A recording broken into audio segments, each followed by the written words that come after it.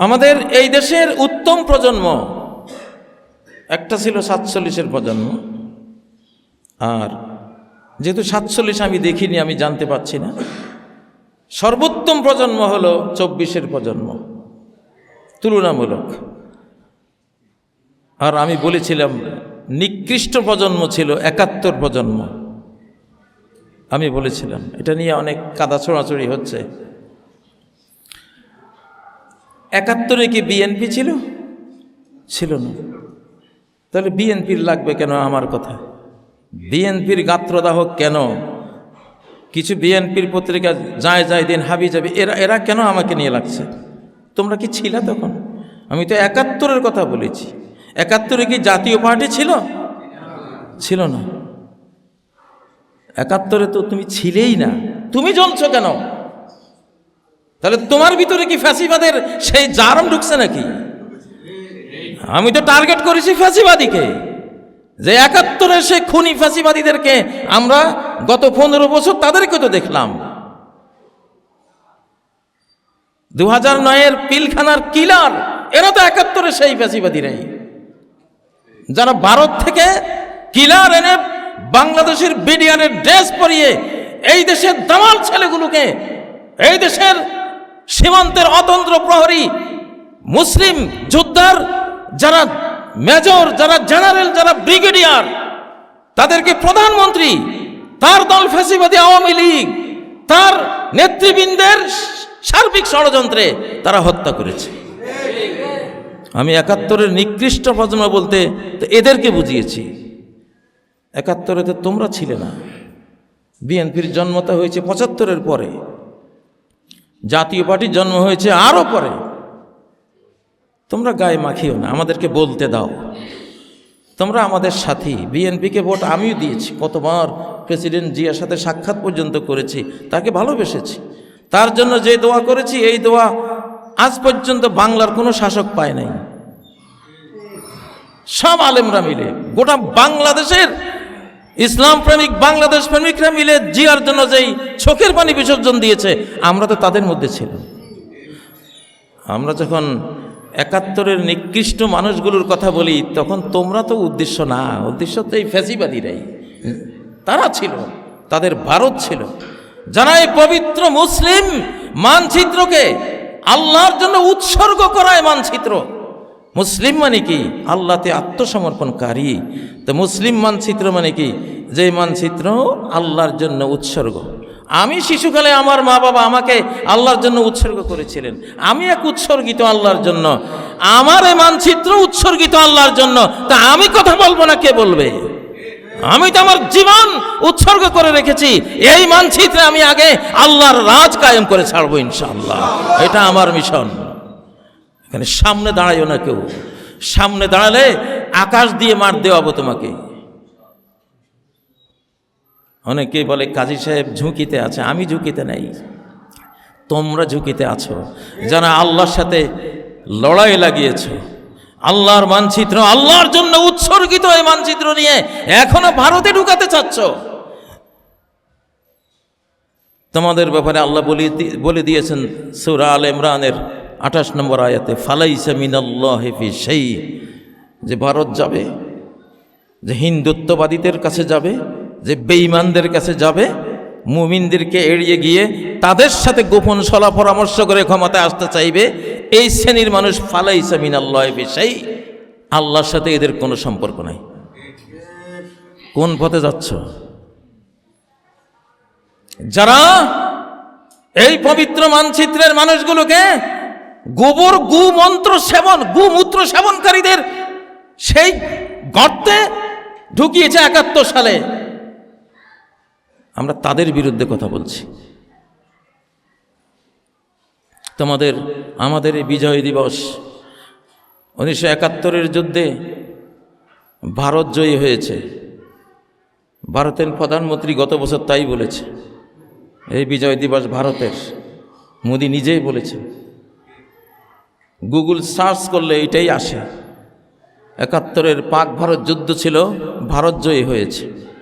এই আইকে জিজ্ঞাসা করুন, পাক ভারত যুদ্ধ হয়েছে, ভারত জয়ী হয়েছে। পাকিস্তান কোথায়? পরাজিত। ৭১-এর যুদ্ধে পাকিস্তান হেরে গেছে, বাংলাদেশ হারিয়ে গেছে। পাকিস্তান হেরে গেছে, বাংলাদেশ হারিয়ে গেছে, তার নামে নেই। বহু দুঃখে জেলে বসে ওই কবিতা লিখেছিলাম, স্বাধীনতা তুই তাওহীদেরই আলোকমালা, স্বাধীনতার জন্য তোরা আবার মুক্তি যুদ্ধ চালা। স্বাধীন করলো বীর বাঙালি, দলিল নিল দিল্লিওয়ালি। অরোরা স্বাধীনতার বিজয় দিবসের দলিলে স্বাক্ষরকার, স্বাক্ষরকার অরোরার। অরোরাকে ইন্দিরা গান্ধীর সেনাপতি, জ্যাকব ইহুদি ছিল প্রধান সেনাপতি। এটা হিন্দু ইহুদির ষড়যন্ত্রে পাক পবিত্র মুসলিম এই মানচিত্র ভাঙ্গা হয়েছে ৭১-এ।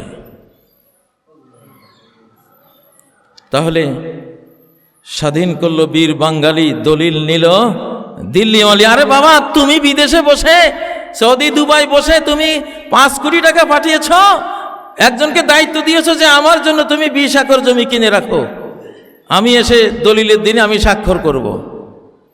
তোমার 5 কোটি টাকা দিয়ে 20 একর জমি নেওয়া হলো। আজকে সেটা রেজিস্ট্রেশন ডে, আজকে অফিসে রেজিস্ট্রি হবে, তুমি আসলা।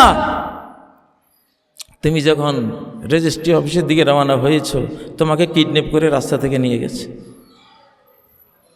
আর জমি রেজিস্ট্রি হয়ে গেছে গণেশের নামে। রহিমের জমি রামের নামে রেজিস্ট্রেশন হয়ে গেছে। দলিল কার? তোমার, রহিমের না রামের? তো এই ঘটনাই তো ঘটেছিল। তুমি যে 16ই ডিসেম্বর বিজয় দিবস বানিয়েছ, আমাকে দেখাতে হবে ডক্টর ইউনূস, যারা বিজয় দিবস পালন করবেন, বিজয় দিবসের দলিলটা বের করে আনেন। কার স্বাক্ষর? জেনারেল ওসমানীর স্বাক্ষর আছে কিনা? আমার এই বাংলাদেশের মুক্তিযুদ্ধ সর্বাধিনায়কের স্বাক্ষর আছে কিনা? কে রিসিভ করেছে এই বাংলাদেশকে, বাংলাদেশের দলিলকে? সেটা দেখান। তারপরে বলবেন এটা কি বিজয় দিবস না বিজয় হারা দিবস? এটা বিজয় হারা দিবস। আমি হারিয়েছি, এই জন্য বললাম ৭১-এর যুদ্ধে পাকিস্তান হেরে গেছে, বাংলাদেশ হারিয়ে গেছে। অবৈধ সেই দলিল মূলে, অবৈধ সেই দলিল মূলে আসে ওরা দেশ দখলে। স্বাধীনতা তুই তাওহীদেরই আলোকমালা, স্বাধীনতার জন্য তোরা আবার মুক্তিযুদ্ধ চালা। তাকবীর দেন, আল্লাহু আকবার।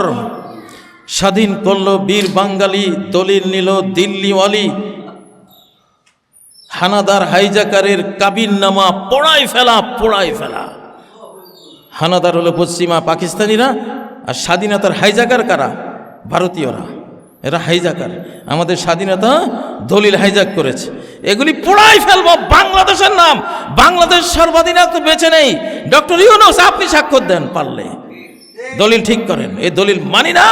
এই বিজয় দিবস প্রহসন, মিথ্যা কথা, এটা মিথ্যাচার। 24 পরবর্তী স্বাধীন বাংলাদেশে কোনো মিথ্যা আমরা আর বরদাস্ত করব না। আর যদি তেড়িবেড়ি করেন, আকাশের শক্তি দিয়ে লড়বো ইনশাআল্লাহ।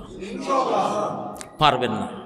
অবৈধ সেই দলিল মূলে আসে ওরা দেশ দখলে। মারে মুজিব পিলখানার ওই, মারে মুজিব জিয়া সিনহা পিলখানার ওই গুলিওয়ালা। স্বাধীনতার জন্য তোরা আবার মুক্তিযুদ্ধ চালা। যত হত্যাকাণ্ড এই দেশে হয়েছে, প্রত্যেকটার মূলে এরা। কারণ কি, অত্যাচারী জমিদারের পাশের বাড়িওয়ালা যদি গরিব হয়, আর গরিবের যদি বাপদাদা সম্পত্তি থাকে, তাহলে গরিবের পোলা একটা বড় সড়ো উপযুক্ত শিক্ষিত হইয়া গেলে ওই জমিদার ভাবে এইটা তো আমার জমিদারি নিয়ে টানায় আসা করতে পারে, তাহলে চলে বলে কৌশলে এটারে সরাই দিয়ে দুনিয়া থেকে। ঠিক কিনা? এমন গ্রামে গঞ্জেও তো হয়। এই বাংলাদেশেও তো শেখ হাসিনা কেন এই বাংলাদেশ প্রেমিকদেরকে এভাবে খুন করেছে, যে এরা বড় হলে, যেই বড় হয়ে এই দেশের পক্ষে বাংলাদেশ প্রেমিক হবে, বাংলাদেশের দালাল হবে, ভারতের দালাল হবে না, ওরে খতম করে দিয়েছে। ঠিক কিনা? তাহলে সব কিছুর জন্য তো ওরাই দায়ী। আবার তাদের সাথে সখ্যতা।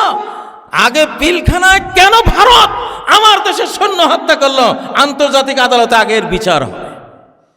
আমি আল্লাহর আদালতে বিচার দিয়েছি, আগে আদালতে বিচার হবে, তারপরে ওদের সাথে আমাদের যদি কিছু চলে আমরা চালাবো, এর আগে না। তারপরে লেখা, খুতবা দিলাম স্বাধীন বাংলা, এই মসজিদ থেকে খুতবা দিলাম স্বাধীন বাংলা, হিন্দি রাজাকার দিল মামলা, দেশ দখলের মামলাবাজি পায়ের তলায় পিষে ফেলা। ফ্যাসিবাদীদের সমস্ত মামলাবাজি ছিল দেশপ্রেমিকদের বিরুদ্ধে। এ দেশকে আবার নতুন করে তার ভারতের ভিতরে ঢোকাবে। সেই জন্য আল্লাহু আকবার ধ্বনি করো, আল্লাহ ছাড়া মানো না কারো, গায়রুল্লাহর ভয় হৃদয় থেকে মুছে ফেলা। স্বাধীনতার জন্য তোরা আবার মুক্তিযুদ্ধ চালা। যুদ্ধ শুরু করলাম আর আবার ইনশাআল্লাহ। এটা বাক যুদ্ধ চলবে, বাণিজ্য যুদ্ধ চলবে, এটা পররাষ্ট্র নীতির যুদ্ধ চলবে, এটা অস্ত্রসজ্জিত বাংলাদেশকে সফিস্টিকেটেড উইপন, সর্বাধুনিক অস্ত্রসজ্জিত করার যুদ্ধ চলবে, সীমান্ত সুরক্ষার যুদ্ধ চলবে। তারপরে যদি ঠিক না হয় সশস্ত্র যুদ্ধ চলবে ইনশাআল্লাহ। স্বাধীনতার জন্য তোরা আবার মুক্তি যুদ্ধ চালা ইনশাআল্লাহ। ৭১-এর মিথ্যাচার, ৩০ লাখ মানুষ মারা গেছে, একবারে ঘোষিত মিথ্যা কথা, ঠিক না কথা? ঘোষিত মিথ্যা কথা। পাকিস্তানিরা শোষণ করছে, ডাহা মিথ্যা কথা। পিনাকি ভট্টাচার্যের বক্তৃতায় আপনারা খুঁজে নেন। পাকিস্তানের জিডিপি ছিল ৫৬%, আমাদের ছিল ৫৪, অথচ তারা এই দেশে ব্যয় করত ৫৬%। এই দেশের সমস্ত বড় বড় আদমজি জুট মিল থেকে শুরু করে বড় বড় কলকারখানা, ঢাকা বিশ্ববিদ্যালয়, এই দেশে সংসদ ভবন, কমলাপুর রেল স্টেশন সহ সমস্ত স্থাপনা নির্মাণ হলো ৪৭ থেকে ৭১ পাকিস্তান আমলে। আর তোরা কি করেছিস? বাংলাদেশ দখল করে নাট বল্টু সহ খুলে চুরি করে নিয়ে গেছিস। আমাদের এই বাংলাদেশের সমরাস্ত্রের চর্যবৃত্তি দেখে মুক্তিযুদ্ধের ৯ম সেক্টর কমান্ডার মেজর জলিল তিনি সইতে পারেননি, প্রতিবাদ করেছেন আর তাকে গ্রেপ্তার করা হয়েছে। অরক্ষিত স্বাধীনতাই পরাধীনতা আমাদের মনে আছে। ১২৫ টাকা দিয়ে কোরবানির গরু কিনেছি, ১২৫ টাকা দিয়ে। এখন তো ১ কেজিও পাওয়া যায় না। স্বাধীন হওয়ার পরেই ধরা ছোঁয়ার বাইরে ১০০০ টাকা পার হয়ে যায়। ২.৫ টাকা দিয়ে আমি তখন ৫-৭ বছর বয়স, ২.৫ টাকা দামে সরিষার তেল কিনতাম। ২.৫ টাকা দামে সরিষার তেল কিনতাম। কোথায় গিয়েছে? ১ টাকা ছিল চালের দাম, তুমি ৪ আনা দামে খাওয়াইবা বলে পরে ১০ টাকা, ১৫ টাকা, ২০ টাকা। হ্যাঁ, মিথ্যাচার, সব কথা কি মিথ্যা কথা। কাগজের দাম কমাবে, হু হু করে কাগজের দাম বেড়ে গেল। 10 পয়সার লবণ, সেই লবণ ৬০ টাকা দামে কিনে খেতে হয়েছে। ৬০ টাকা, লবণ নাই। লবণ ছাড়া তরকারি খাওয়া যায়? ছোট্ট শিশুরা কাঁদত, মা একটু লবণ দাও। লবণ নাই, ৬০ টাকা কেজি। এই ঢাকার অলিগলিতে, ঢাকার বাসে মানুষ বমি করেছে, ক্ষুধার তাড়িত মানুষ সে বমি খেয়ে জীবন বাঁচিয়েছে। ঢাকার ডাস্টবিনগুলিতে একদিকে কুকুর, একদিকে মানুষ, একদিকে কাক খাবার কাড়াকাড়ি করে খেত। তোমরা কিনে আমাদেরকে জানিয়েছ পাকিস্তানিরা সব খেয়ে ফেলছে, সব নিয়ে গেছে, গেল রে, সব নিয়ে গেল। তাহলে পাকিস্তান ভেঙ্গে কি করলা? শেষ তুমি যেদিন মারা গেলা, ফকির বলছে, ফকিরি ঝুন্না লাথি মেরে ফেলে দিলাম, আর ভিক্ষা করতে হবে না। ভিক্ষা যার কারণে, যে অশুভ ব্যক্তির কারণে ভিক্ষা করেছি, ওটা আল্লাহ নিয়ে গেছে, ওটা মরছে। ভিক্ষার ঝুলি ফেলে দিয়েছে। আমরা তো তখন ছোট, আমরা দেখেছি এগুলো। আমার বাড়ির আশপাশে প্রায় সবাই আওয়ামী লীগ, ছাত্রলীগ করতো। কেউ কইতো গজার মারছি, কেউ বললো খাসি হতাইছে, নোয়াখালীর ভাষা। আব্দুল মালিক উকিল, তোমারই তো দলের কি ছিল? মহাসচিব ছিল, লন্ডনে বলল ফেরাউন মরছে, ফেরাউন মরছে। কি করলা? ৭১কে নিয়ে ভাষা যত ঘাটবা তত দুর্গন্ধ ছড়াবে, ঘাইটো না। ওই অজপড়া গায়ে কোন এক মাহফিলে বলেছি, আমার ২৪-এর প্রজন্মই সেরা, ৭১-এর প্রজন্ম আমাদেরকে ভারতের গোবর গোমূত্রের ভিতরে ঢুকিয়ে দিয়েছে, আর তোমরা সেই গোবরের গর্ত থেকে আমাদেরকে টেনে বের করে এনেছো। ২৪-এর প্রজন্ম সালাম তোমাদেরকে, দোয়া তোমাদেরকে, সালাম সালাম হাজার সালাম তোমাদেরকে, ঠিক নয় কি?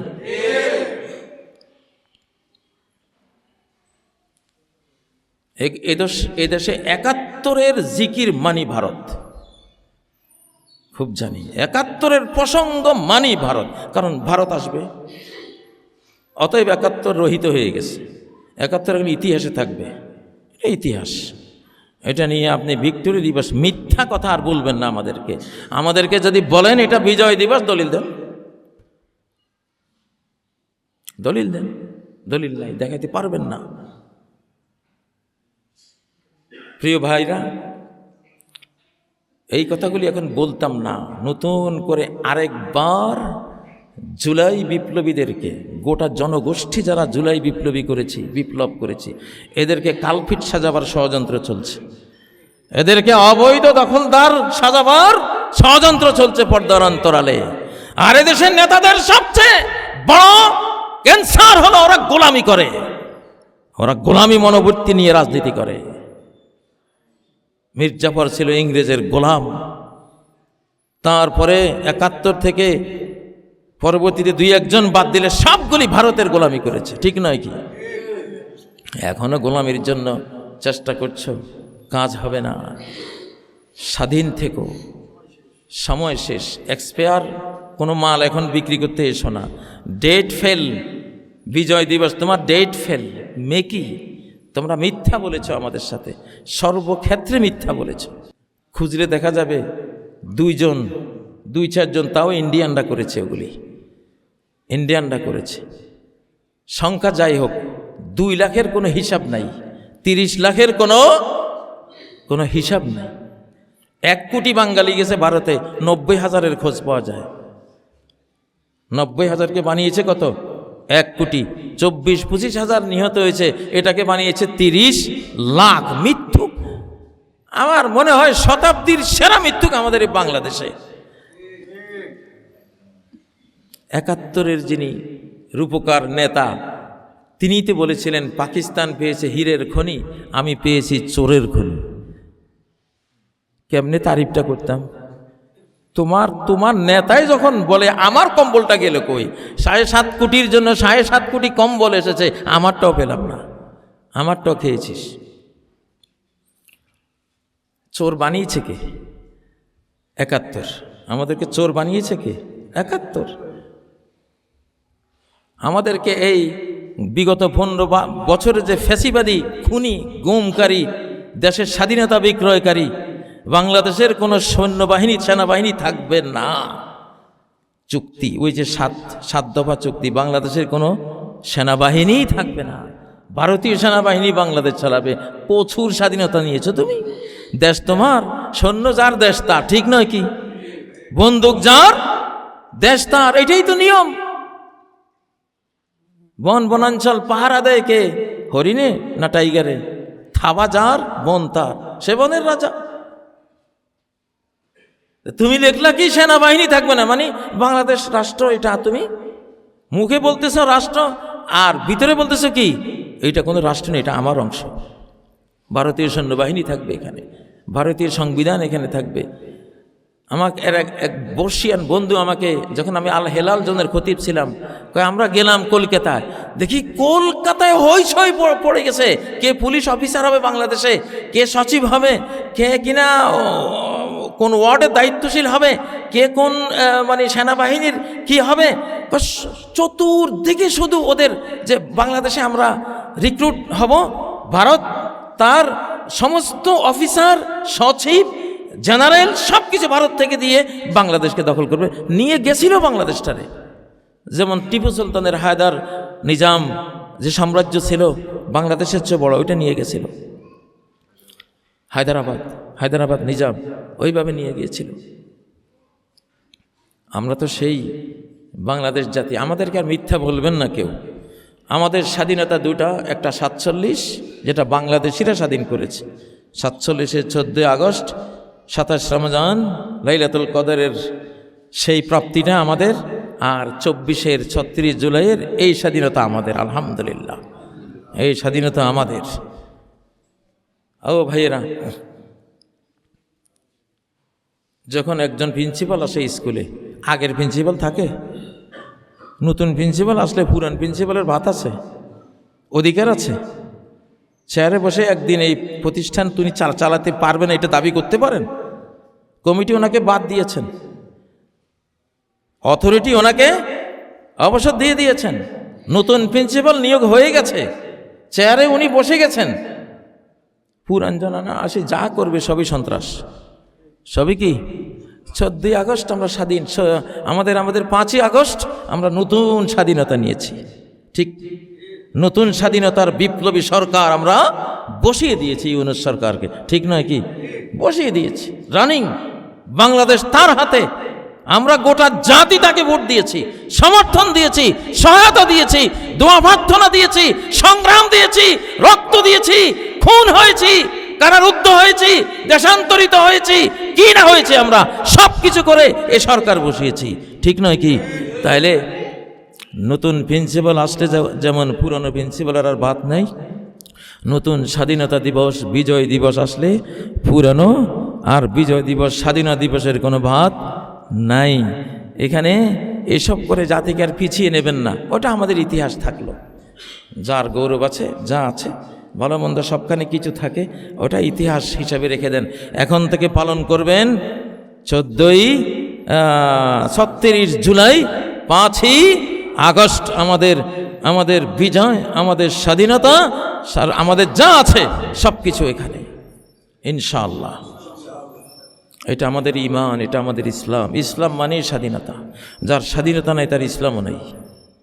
যার স্বাধীনতা নাই, যে নিজেকে যে গায়রুল্লাহর গোলাম মনে করে সে মুশরিক, যে ভারতের গোলাম মনে করে সে মুশরিক, যে নিজেকে আল্লাহর গোলাম মনে করে সে মুওয়াহিদ, সে মুমিন।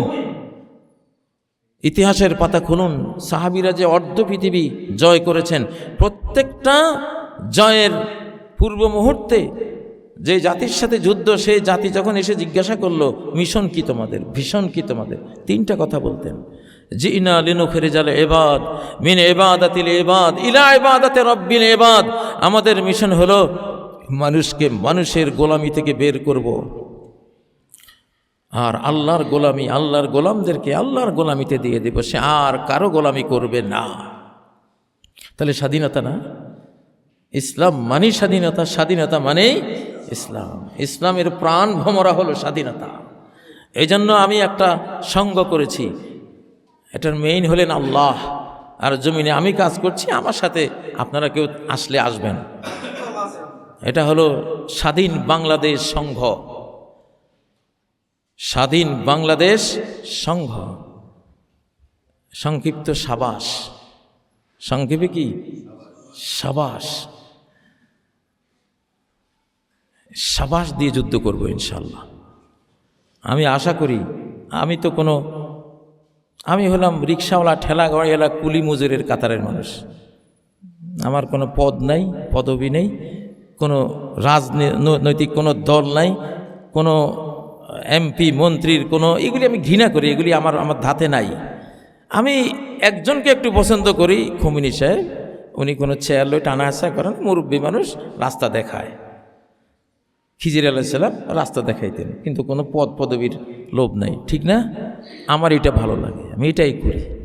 তা আমার এই সংঘের নাম সাবাস, স্বাধীন বাংলাদেশ সংঘ। মুসলিম 57 দেশ এই সংঘের অধীনে আসবে ইনশাআল্লাহ। জাতিসংঘের অধীনে যদি শত শত দেশ আসে, তাহলে সাবাসের অধীনে কেন আসবে না? এটা স্বাধীন বাংলাদেশ সংঘ। এটা আমি গোটা মুসলিম জাহানকে দাওয়াত দেব যে তোমরা আমার এই সঙ্গে থাকো, শুধু আমি স্বাধীনতা চাই, বাস।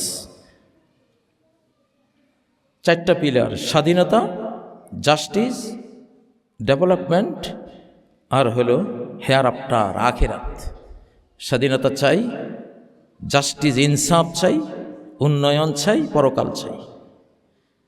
দুনিয়ার কোনো কাজ অপূর্ণাঙ্গ থাকে যদি দুনিয়ার সাথে পরবর্তী পৃথিবীটা, পরবর্তী দুনিয়াটা, পরবর্তী অনন্ত দুনিয়াটা আমি যুক্ত না করি, ঠিক নয় কি? তাহলে হেয়ার অ্যান্ড হেয়ার আফটার, এই চারটা জিনিস, আমরা দু জাহানের সৈনিক। অতএব স্বাধীনতা লাগবে, জাস্টিস লাগবে, উন্নয়ন লাগবে, আর পরকাল। এই চারটা থিম নিয়ে সাবাস স্বাধীন বাংলাদেশ সংঘ আজকে ঘোষণা দিলাম। ইনশাআল্লাহ হৃদয় হৃদয়ে আগুন জ্বালিয়ে দেব ইনশাআল্লাহ। আগ্নেয়গিরির একটা মুখ খুলে দিয়েছি ৭১কে নিয়ে। এই আগ্নেয়গিরির আমি আশা করি ৭১-এর যারা বেঁচে আছেন, ৭১-এ কোনো বিএনপি ছিল না, ৭১-এ কোনো জাতীয় পার্টি ছিল না। আমি মনে করি ৭১-এ বিএনপির সবাই তোমরা আমার এই বক্তৃতার সাথী হবা ইনশাআল্লাহ, তোমরা আমাদের সাথে থাকবা। ৭১-এ কোনো জাতীয় পার্টি ছিল না, তোমরা আমাদের সঙ্গে থাকবা, ঠিক নয় কি? ৭১-এ কে ছিল? ফ্যাসিবাদীরা ছিল, যারা এই দেশটাকে ভারতে ঢুকিয়ে দিয়েছে। মানুষকে যুদ্ধে ঠেলে দিয়ে নেতা গিয়েছেন পাকিস্তানে, আর পাতি নেতারা গিয়েছে কোথায়? কলিকাতায়, ভারতে হোটেলে আরামসে ওনারা থেকেছেন, আর যুদ্ধ করে গণমানুষ দেশটাকে নিয়েছে, কিন্তু স্বীকৃতি পায়নি। বিজয় দিবসের দিনে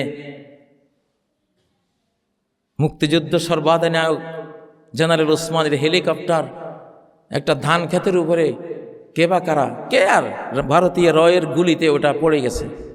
গুলিতে যখন ফুয়েল ট্যাঙ্ক ছিদ্র হয়ে যায়, উনি ওনার জ্যাকেট খুলে কোনো মতে ফুয়েল আটকিয়ে মাটি পর্যন্ত যাতে নেমে আসা যায়, ফুয়েল শেষ না হয়ে যায়, নাহলে তো মারা যাবে, আটকিয়ে কোনো মতে ধান ক্ষেতের ৬ ফিট উঁচু পর্যন্ত আসতেই তেল শেষ, ওখান থেকে পড়ে গিয়েছিল, মারা যাননি, সামান্য ডিস্টেন্স থেকে পড়ার কারণ। এই হলো আমাদের বিজয়, আমাদের বিজয় কাহিনী, দুঃখের গাথা, বিলাপ গাথা।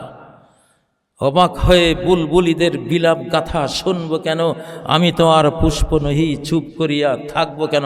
আমরা পুষ্পের মতো চুপ করে থাকার জাতি না ইনশাআল্লাহ। হৃদয় হৃদয়ে, মন থেকে মন, মনান্তরে যায় গো বিনা অন্তর জালে। কথার মালা, কথার মালা কর্মমালায় যদি থাকে তার হাল ছালে। কথা যা বলি তা যদি হাল ছালে থাকে, বাস্তবে কর্মচরিত্রে থাকে, মন থেকে মন, মনান্তরে যায় গো বিনা অন্তর্জালে। ইন্টারনেট ছাড়াই এটা রুহে রুহে, আত্মায় আত্মায় ছড়িয়ে দেব, সেই পাওয়ার আমাদের আছে ইনশাআল্লাহ। একটা বক্তৃতা দেব, গোটা মানচিত্র জেগে উঠবে ইনশাআল্লাহ, গোটা মানচিত্র জ্বলে উঠবে ইনশাআল্লাহ। এটা আধ্যাত্মিক শতাব্দী। আমাদের সাথে সামনে বাধা হয়ে কেউ এসো না। আমি খুব একা চলি, এটাই সবচেয়ে ভয়ঙ্কর। আল্লাহর পথের কোনো ধর্মপ্রচারক যখন একা চলে, তার মতো ভয়ঙ্কর আর কেউ নেই, তার মতো শক্তিশালী কেউ নেই। কারণ সে জানে তার প্রটোকল আকাশের মালিক দিচ্ছে, আনসিন প্রটোকল এখানে আছে। হাসিনা যেদিন আমার ঘরে ঢুকেছে, আমার ঘরের এক মুরব্বী বলেছিলেন, হাসিনা তুই শেষ। আল্লাহর কসম আমি সত্য কথা বলছি, হাসিনা তুই শেষ। এই কথার ভিতরে একটা ইতিহাস লুকায়িত আছে, সে ব্যাখ্যার দরকার নাই। আমি বিশ্বাস করি আমি একলা মানুষ, কিন্তু আকাশের বন্ধুকে নিয়ে চলি। আমাকে একা মনে করবেন না আপনারা কেউ। আমি জমিনে কিচ্ছু নাই, আমার জমিনে কোনো দল নাই, বল নাই, সংস্থা নাই, কিছু নাই। সাবাস একটা করেছি, এটার পরিচালক আল্লাহ, আমি ওনার গোলাম আছি। আপনাদের যার পছন্দ হয় থাকবেন, যার যার জায়গা থেকে জ্বলে উঠবেন ইনশাল্লাহ। এদেশের মুক্তিযুদ্ধের কোনো সর্বাধিনায়কত্ব ছিল না, নামে ছিল যার যার মতো করে এলাকা বেশি যুদ্ধ করেছে মানুষ, ঠিক নয় কি? এখনো তাই হবে ইনশাল্লাহ। প্রত্যেক বাংলাদেশেই একটা আগ্নেয়গিরি হয়ে আছে আমরা, ঠিক না? জ্বলতে জ্বলতে, পুড়তে পুড়তে ভিতরে লাভা জমে আছে, লাভা বের করিস না ইনশাল্লাহ। ভাসিয়ে উড়িয়ে ফুড়িয়ে নিয়ে যাব আমরা, কারণ আমরা আল্লাহকে সাথে পেয়েছি আলহামদুলিল্লাহ। সর্বশক্তিমানকে, আল্লাহকে আমরা সাথে পেয়েছি। নাম ফাল মাখাওয়াবু কুল্লুহুন্না আমানু। আল্লাহ যখন তোমার সাথিত্ব দেয় তাহলে তুমি ঘুমাও, তোমার ভয়ঙ্কর সমস্ত ঘূর্ণিবার্তা, ঘূর্ণিঝড়, ঘূর্ণিপাক সবগুলি তোমার নিরাপত্তার পয়েন্ট। যেটা ভয়ের জায়গা সেটাই তোমার ঘুমোবার জায়গা। ইব্রাহিমের যে জায়গা জ্বলে পড়ে ছাই ভস্ম হওয়ার জায়গা, সেটাই ইব্রাহিমের ছিল সবচেয়ে সুখের জায়গা। ওনাকে প্রশ্ন করা হয়েছিল, এই পৃথিবীতে সবচেয়ে সুখের দিন আপনার কখন ছিল? বললেন, যখন আমি আগুনে ছিলাম। নামফাল মাখাওয়াবু কুল্লুহুন্না আমানু। হ্যাঁ, আল্লাহ যদি মরুভূমির মধ্যে তোমার ক্ষতি করতে চান, অর্ডার দিবেন, গোটা মরুভূমি মহাসাগরে পরিণত হয়ে যাবে। আর যদি মহাসাগরের বুকে তোমাকে বাঁচাতে চান, অর্ডার দিবেন, বিশ্ব রোড তৈরি হয়ে যাবে। ঠিক নয় কি? ইতিহাস আছে না নাই? যাই হোক, বাংলাদেশের এই নতুন শতাব্দী আমি ভীষণ ঘোষণা করেছি, মিশন 2046 সাল। নবীজি 23 বছরে অর্ধ পৃথিবী নিয়েছেন। 24 থেকে বাকি 23 বছরে 46 সাল আসে। নবীজি 23-এ অর্ধেক পৃথিবী পেয়েছি, এখনকার 23-এ বাকি অর্ধেক। 23, 46, 24 থেকে গণুন না, আপনি 24 থেকে গণুন, 47 না 46 হয়। 23 না, 24-এর অর্ধেক থেকে তো, জুলাই তো 24 শেষ হয় নাই, 24-এর অর্ধেক, 24 পাইছে তো, 24কে গণনায় নিতে হবে। তাহলে 24কে গণনায় ধরলে খুচরাটা ব্যাপার না, তো 24কে গণনায় ধরলে 23 হয় 46-এ। তাহলে আপনারা মনে রাখবেন, ইনশাআল্লাহ 46 পর্যন্ত গোটা পৃথিবী লা ইলাহা ইল্লাল্লাহর দখলে, ইনশাআল্লাহ, ইনশাআল্লাহ।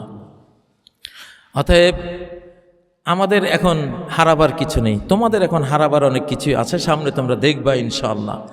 তো বাংলাদেশের মুসলিম ভাইয়েরা, আপনাদের 24 সালের জুলাই 36কে আপন করে নিন, নিজের করে নিন, নিজের প্রকৃত স্বাধীনতা মেনে নিন। এটাই বিজয় দিবস, এটাকে গ্রহণ করুন। ভারতীয় বিজয় দিবসকে নিজেদের বিজয় দিবস আর বলবেন না, আর বলবেন না, বলা উচিত না। বললেও আমি বক্তৃতা দিতেই পারি, আমার বাক স্বাধীনতা আছে। আমার বাক স্বাধীনতা নিয়ে আপনারা লাফালাফি করবেন, এটা অধিকার নাই। বক্তৃতা করতেই পারে। প্রেসিডেন্ট ট্রাম্পকে জোহরান মামদানি, নিউ ইয়র্কের নতুন মুসলিম মেয়র, বলেছেন আপনি ফ্যাসিস্ট। সামনে তুমি আমার ফ্যাসিস্ট মনে করো, ওকে।